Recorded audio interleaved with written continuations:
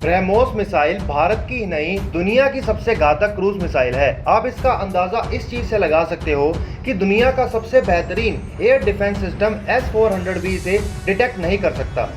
इसकी इसी काबिलियत को देखते हुए भारत ने इसका लैंड वर्जन के साथ साथ नेवी, एयर और सबमरीन वर्जन को भी तैयार किया गया है और जिसे बहुत ही सक्सेसफुली तरीके से इंडक्ट भी कर लिया गया है। ब्रह्मोस मिसाइल शुरुआत में रशिया और इंडिया का जॉइंट वेंचर था। इस मिसाइल का सबसे ज़्यादा कंपोनेंट पार्ट्स शुरुआत में रशिया में बनाए जाते थे और कुछ परसेंट के कंपोनेंट पार्ट्स भारत में बनाए जाते थे, लेकिन अब यह स्थिति आ चुकी है कि 70% से ज़्यादा कंपोनेंट पार्ट्स को भारत में ही बनाया जा रहा है, जिसको आने वाले समय में 90% से ज़्यादा कर दिया जाएगा। सबसे बड़ी बात तो ये होगी कि पूरी टेक्नोलॉजी के साथ ये मिसाइल को पूरे तरीके से ही भारत में ही बनाया जा सकेगा, जिससे कि हमारी रशिया के ऊपर डिपेंडेंस खत्म हो जाएगी। लेकिन इन सब के बीच सवाल ये खड़ा होता है कि युद्ध जैसी स्थिति में क्या भारत के पास मिसाइल का इतना स्टॉक है कि चाइना जैसे देश के साथ या पाकिस्तान जैसे देश के साथ युद्ध जैसी स्थिति में भारत इनके साथ लंबे समय में ब्रह्मोस मिसाइल के अटैक्स को कर सके। जब 2005 में ब्रह्मोस मिसाइल का प्रोडक्शन स्टार्ट किया गया तो ये तय किया गया कि ब्रह्मोस की 2000 मिसाइल्स को बनाया जाएगा अगले 10 सालों तक।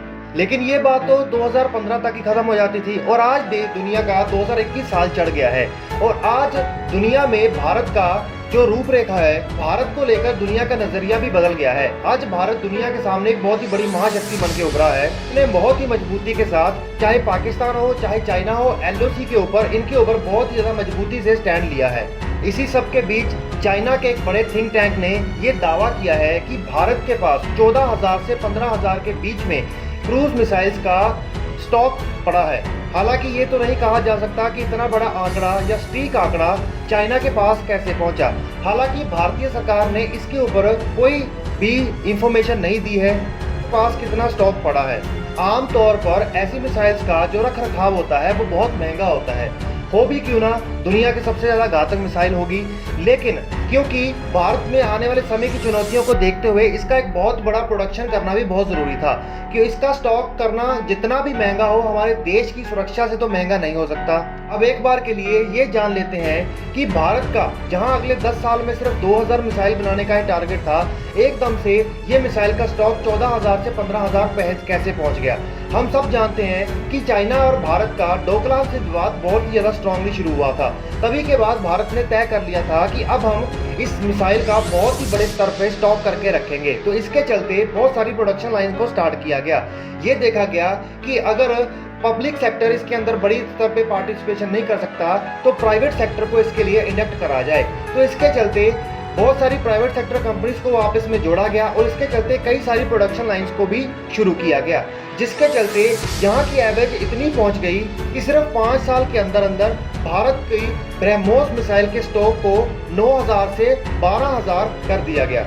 जहाँ पर भारत के पास सिर्फ 3,000 ही ब्रह्मोस मिसाइल थी, आज भारत के पास 14,000 से ज़्यादा ब्रह्मोस मिसाइल हैं। और यही नहीं, इनको हैंडल करने के लिए जो लैंड बेस्ड वर्जन्स के लिए जो कैनिस्टर्स होते हैं वो भी प्राइवेट प्लेयर्स द्वारा ही बनवाए जाने शुरू हो गए। इसी बीच ये खबर भी निकल कर आई थी, जो ब्रह्मोस मिसाइल बहुत साल पहले बनाई गई हैं, उनकी लाइफ साइकिल को बढ़ाने के लिए उनके वॉर हेड्स को और उनके कई सारे केमिकल्स और कंपोनेंट्स को भी बदला जा रहा है ताकि उसकी लाइफ साइकिल को एक्सटेंड किया जा सके।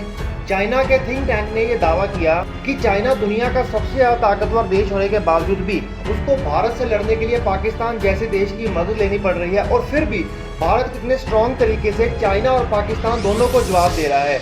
तो उसकी बैकिंग पावर सबसे बड़ी ये ब्रह्मोस मिसाइल ही है। साथियों, ये बात तो बिल्कुल सही है कि ब्रह्मोस मिसाइल चाहे अटैक करने के लिए यूज को नहीं किया जा रहा, लेकिन चाइना के ऊपर एक साइकोलॉजिकल दबाव बनाने में तो काम आ ही रही है। अब लगता है कि पिछली सरकारों की गलतियों को दूर करते हुए इस ब्रह्मोस मिसाइल को एक्सपोर्ट भी करना चाहिए वियतनाम जैसे देशों के साथ, ताकि चाइना के ऊपर और ज़्यादा दबाव बनाया जा सके और स्ट्रेटेजिक दोस्त खड़े किए जा सके साउथ ईस्ट एशिया में, अगर युद्ध जैसी स्थिति में कोई दूसरा फ्रंट भी खोलना हो तो। चलिए साथियों, इसी के साथ चैनल को सब्सक्राइब करिए। ऐसे रेगुलर अपडेट्स हम आपके लिए लाते रहते हैं।